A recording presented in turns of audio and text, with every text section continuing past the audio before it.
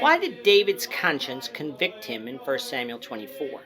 This is the question that we seek to answer today as we continue our verse-by-verse study of the book of 1 Samuel on walking through the Bible.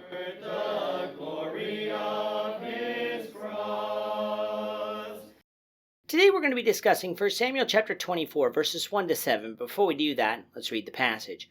If you have a Bible with you, turn to 1 Samuel 24, verse 1. But if you don't have a Bible, don't worry. Just follow along with us on the screen.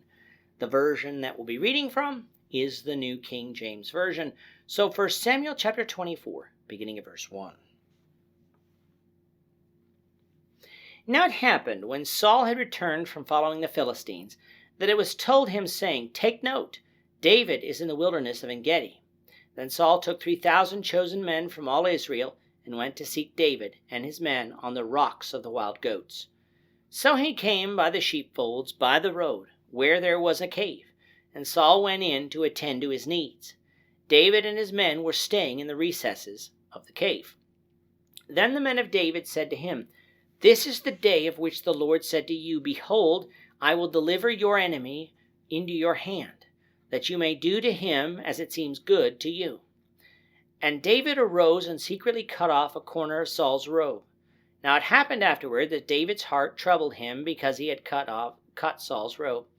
And he said to his men, The Lord forbid that I should do this thing to my master, the Lord's anointed, to stretch out my hand against him, seeing he is the anointed of the Lord.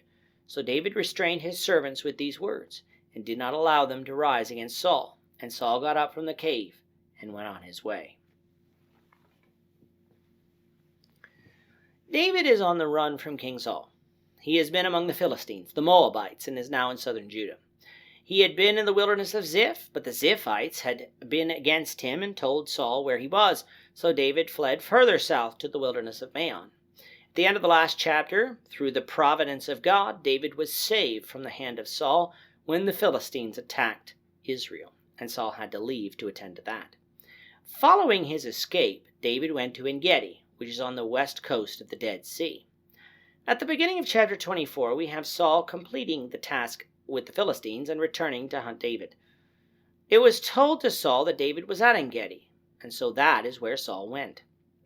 As you can see from the pictures, along the coast of the Dead Sea, there is a plain at En-gedi, but that is not where David and his men were. They were up in the caves, in the various rocky cliffs, thus making them harder to find. It is said that David and his men were in an area called the Rocks of the Wild Goats, in a cave there. Ibex, which are wild goats, are known to frequent this area, and so this is what must be being referred to. Coming now to verse 3, the Bible doesn't often get into some private details of daily needs of men and women, but it does here, because this is the reason the event took place. In the King James Version, it says that Saul went into the cave to cover his feet. In English, this phrase doesn't make sense, for why would one cover their feet? What every other newer English translation says is that Saul went into the cave to relieve himself, to use the bathroom. We take for granted the indoor plumbing we have in order to attend to those needs, but such wasn't the case then. Now, if they were at home, the ancients would have had places to do this, but on the road, in the middle of nowhere, people had to find private places to do their business, and a cave was one of those places. Little did Saul know that the cave he picked was one where David and his men were hiding. When David's men saw that Saul came to take care of his needs, they saw it as a perfect opportunity to kill Saul. They tried to justify their actions to David by saying that this must be the day that the Lord had told to David that his enemy would be given into his hands, that David may do to them what seems good to him. Now, when would the Lord have said this? We don't have this written for us in Scriptures, but that doesn't mean that the Lord may not have said something like this. After all, among David's men were some of his family who knew that David had been anointed the next king over Israel. Jonathan at numerous times had told David that he knew the Lord would protect him and that David would be the next king.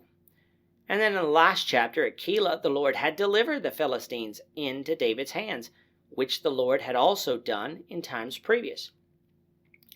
So whether or not the Lord specifically said this, we do not know. But these men certainly believed that the Lord was protecting David, and that Saul picked this cave must be the Lord's doing. And so David got up and appeared to be ready to heed the voice of his men, but at the last minute chose to cut off the corner of Saul's robe without him knowing it. Later we will learn the reason for this, so we'll save that explanation for then. Now, how would Saul not realize that someone had cut off a piece of his robe? Well, it could be that Saul was too busy paying attention to other things, and David was stealthy enough for him not to notice. Or it could be that Saul wasn't wearing his robe while attending to his needs, and thus wouldn't have known either. Regardless, even doing this act wounded David's conscience, causing it to convict him. For even though he didn't kill Saul, he did damage the clothing of Saul, the Lord's anointed. In this he harmed Saul, and that was something that David should not have done without the Lord's express command. This shows us the difference between Saul and David. Had Saul had the same opportunity, I'm convinced Saul would have not been so merciful.